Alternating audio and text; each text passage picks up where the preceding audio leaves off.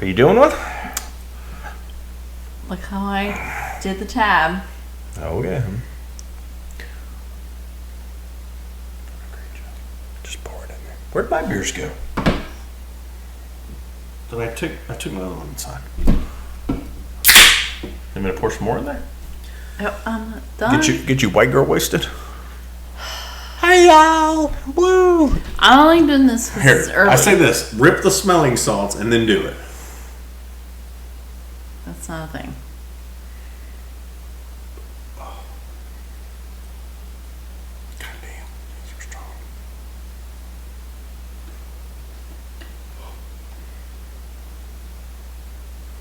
Nope.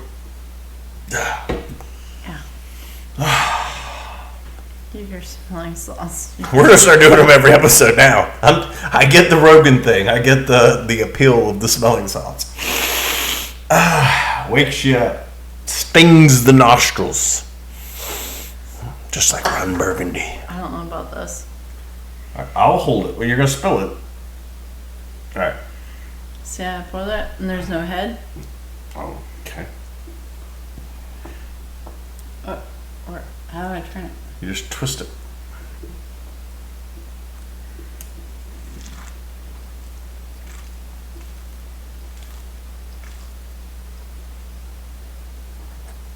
There you go. Oh. Like a champ.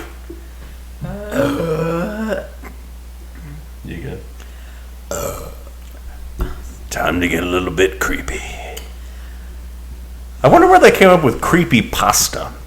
Why is it pasta? I don't know. I don't know why they call it that. That's what the forum or subreddit is on Reddit. There's also one called No Sleep. That's the other one. So this is episode 84 of the Buzz Files, little creepypasta edition. Getting a little bit creepy. That was loud. You think it picked it up? I don't know. Mike might have got that one. That was a click clack. Wait, it's in my back. We'll do it. I'm gonna hear it. I'm gonna hear your back. You heard it. I heard your neck. Oh. All right, this one's a little shorter. I've been trying to. You didn't burp at all in our actual podcast burp. I did. Like twice, but then we get on this, and I'm like, gotta get serious. It's time for some creepy pasta. Before we filmed, you said take it easy on the beer. I did. I never said that. Yes, you did. Why would I say that? You said take it easy on the beer and the Soho.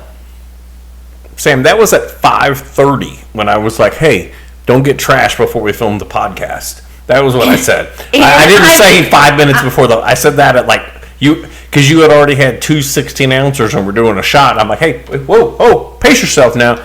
Podcast isn't for 3 hours, so let's be honest.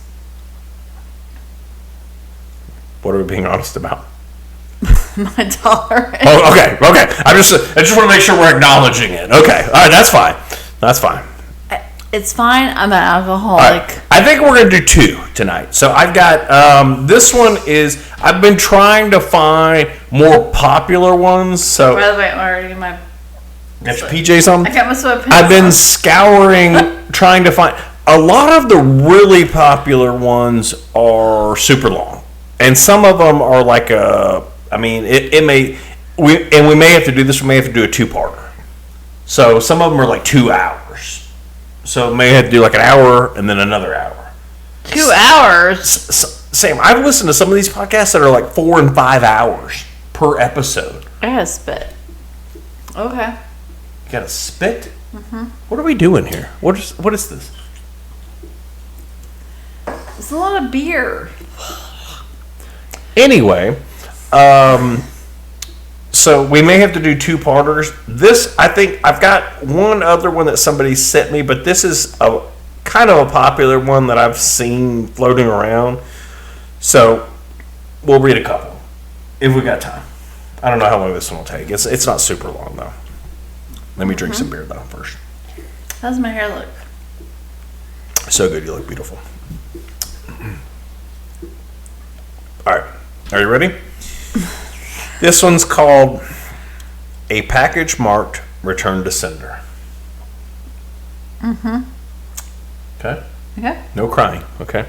I won't cry, I promise. It's okay if you cry.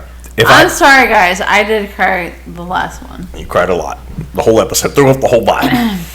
It's not as spooky when a woman is sobbing gently in the background as I read. The woman was not being acknowledged, and she was demonic. She was evil. Ghost. Yeah. Like, that's my fear. To be fair, the father was. I want to say this. Like, I felt like we talked about it. Why didn't he just move? Was that covered in the story last week? He said he didn't want to move, but he didn't want to disrupt his son. Yeah. No. And I feel like we said something where I was like, it's the whole Amityville thing. Like, you just move. I don't understand. They lived there from the time. Did he send you the second part? That was it as of now. There hasn't been a second part yet. Fuck. So, if I would be, I'll message the guy that wrote it because me and him went back and forth a little bit. I'd like to know if there is a second part because I feel like he could. The first one was written really well. I would love to see a second part because that one left it kind of on a little bit of a cliffhanger, right? Like you don't know what happened. So, I mean, if you haven't watched it, I walked out of our studio with a fucking beach towel, crying. I had to clean up from my mishap. I thought you were going to hit me. Look at that. All right, let me read this one. Fucking asshole. My neighbor is one of those annoying wannabe YouTube personalities, much like us, okay? Goddamn influencers. Yeah. Over the years, I've seen him cough out cinnamon, lay flat on the hood of his car as it slowly creeps down the driveway, and douse himself in lukewarm water, all while streaming epic win, epic fail, or fuck, epic maintenance of the status quo. For all I know, that's so funny. It's just like all the YouTube-isms to get views. It can get tiring to watch him go about his shenanigans in the pursuit of viral fame. So when he knocked on my door the other day and told me he was going away for a few weeks and asked if I could get his mail, honestly, it was a relief. I can't explain the peace of mind I had knowing I didn't have to brace myself for any of his stupidity for a while. I was always afraid his stunts would wind up bleeding over into my life, I'm sorry. Things were pretty normal for the first couple of days. He received a few bills, a bit of spam, and what I could only assume was a birthday card. Then one evening, I got home to find a cardboard box waiting on his front porch. In big letters was written, "Return to Sender." I'm no small fry, but I admit I had trouble lifting the box on my own. It was really freaking heavy. Lugging it across the road to my house was even harder, and I quickly realized there was no way I was going to drag it up the stairs and through my front door. I decided I'd leave his package in my garage. It wasn't like I'd kept my car in there. The garage door was a piece of shit that refused to open without a good thug and a whack. It was less trouble just leaving the car in the driveway than it was to fight with the garage door every morning and night. In hindsight, I could have set the package down while I struggled to open the tricky door, but you know how it is when you've got a good grip on something, no point in setting it down if you don't have to. It was as I kicked the door for a third time that I lost my grip on the package and it fell to the ground. I heard a loud crack inside. Shit, I cursed. I hoped I hadn't broke anything important, but figured I just wouldn't tell my neighbor about it and let him assume the break happened en route. That makes sense, right? Just, yeah, man, I don't know. Just showed up broken. Hands free, I finally managed to get the garage door unstuck. And boy, did it screech in protest as it rolled up and over me. I dragged the box the rest of the way, setting it in the corner for whenever my neighbor would come back to claim it. And then I forgot all about it until a few days passed. That is. No tears yet. I'm not sure exactly how long it took for the smell to waft in from the crack under the garage to house door, but it came in a slow progression. It was a sickly, sweet odor similar to a skunk, and for the first few days after I smelled it, I genuinely assumed that's exactly what it was, roadkill that had left its mark on my house. It was only when I realized the scent was growing more intense instead of fading that I went looking for a source. That's when I opened the garage door, and that's when the odor knocked me back, holding my nose. The culprit wasn't hard to identify. The only change in my garage was the box in the corner.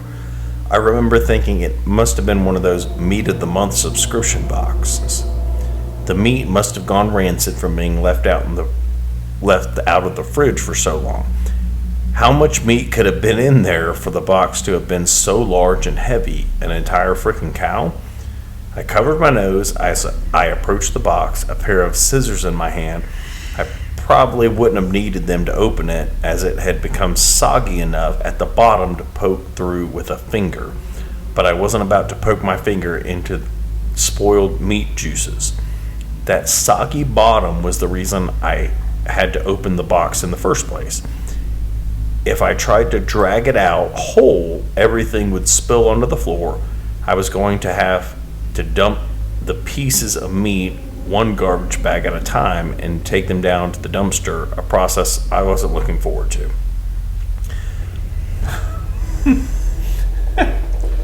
Okay.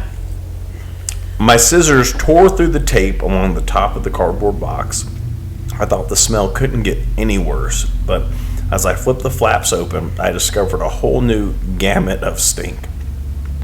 It wasn't like opening a burning oven, but instead of a wave, God, let me take a dip out. There we go. It's messing me up here. I lost my spot now. Hold please. Sorry. It was like opening a burning oven, but instead of a heat wave, I was met with waves of piss, sweat, shit, and putrefaction. It was so bad that I staggered back and had to force down the puke, begging to guzzle out of me. I don't think I could have handled that scent mingling with the horrors coming out of the box. I'm not ashamed to admit I ran out of the door for a breath of fresh air, but in the short time I'd spent in the garage, the smell had become so ingrained in the fabric of my clothes that it clung to me like a shadow. Nothing I tried could keep the smell out of my nostrils. Not air fresheners, not a face mask, not 3 showers and a change of clothes. Every second that box lay open in my garage was another second the smell was allowed a foothold into my home. I had to bite the bullet. I returned to the garage, the flaps of the box still open as though inviting me to look. I was prepared, a clothespin pinning my nostrils shut, a garbage bag in one hand, the strongest cleaner I could find in the other, and long rubber gloves to keep my skin from having to touch what was inside. But as it turns out, I needed none of those things. I wouldn't have to touch or clean the contents of that box. I would only have to suffer the nightmares every night. You see, there was meat in that box, but it didn't come from a cow or a pig. No, it was worse than that. It was my neighbor, dead, still in one piece, but dead. I called the cops, and naturally, they took me in for interrogation. It's kind of hard not to suspect the man with a corpse in his garage. After all, thankfully, they soon realized I wasn't involved. My DNA might have been all over that box. The smell might have left a mark throughout the house, but there was one piece of irrefutable evidence in my neighbor's own hands that proved my innocence: a vlogging camera. They showed me the footage only once. I'm not sure if they were allowed to or if they felt so bad for me they figured it couldn't hurt. Either way, I saw it. My neighbor was sitting in the box outside of a shipping facility, laughing as he told the world how he was going to mail himself across state lines. He'd brought pee bottles, food, a pillow, and a few flashlights. His friend, a guy I'd seen at his place several times to help with the stunts, closed the lid and presumably dropped him off for shipment. Throughout the next couple of hours or days, I'm honestly not sure, my neighbor recorded a few short clips about his progress. I think I'm in a truck now. I can feel it moving. Must be in a warehouse. Pretty warm in here. Still plenty of food. That kind of stuff. And then on the last entry, the box toppled over, he broke his neck, and that was it. The camera recorded until either the memory card got too full or the battery died. There's one thing I didn't tell the police after they showed me the video. One thing I heard in the footage that will haunt me till the day I die. Just after the tumble that broke his neck, I heard the familiar screeching sound of my garage door.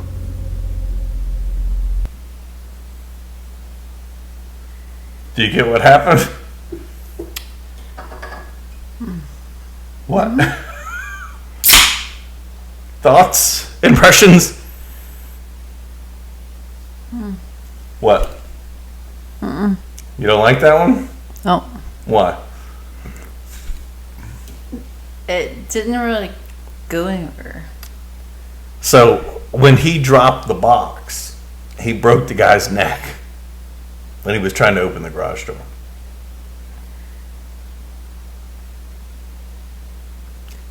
Sam's not impressed. That's the issue with some of these. They're good, but they're short. So that's the thing. It's a case and breed mine. The longer ones are better because there's so much more development and stuff. Okay. Mm-hmm. Thanks for all your feedback. I really appreciate you talking on the podcast. It really helps me. I can do these by myself if you want. You're not helping. Let me pull up the other one. That wasn't a great one. It wasn't a great one. Sam's not a fan. It didn't capture. It didn't capture me. Okay. Hold on. I mean, I was trying to go a little bit light after last week's episode. Oh, fuck you. I'm just saying. Yeah, you cry once. Well, we've only done 2 of these, or 3. Let me see here. This one's a little bit longer, but not too bad. It's not like... This is one of the ones the guy sent me. All right. So, that one get you at all? No. No? All right. Not creepy. Sam rates it low on the creep scale.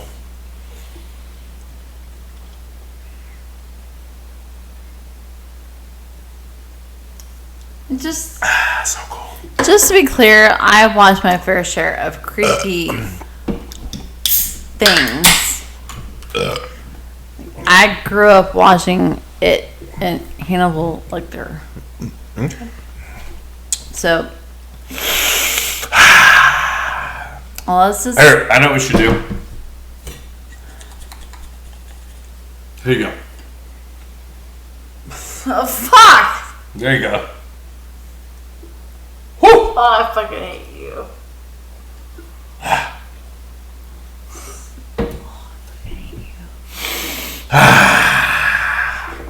Wait, so it's only to make you.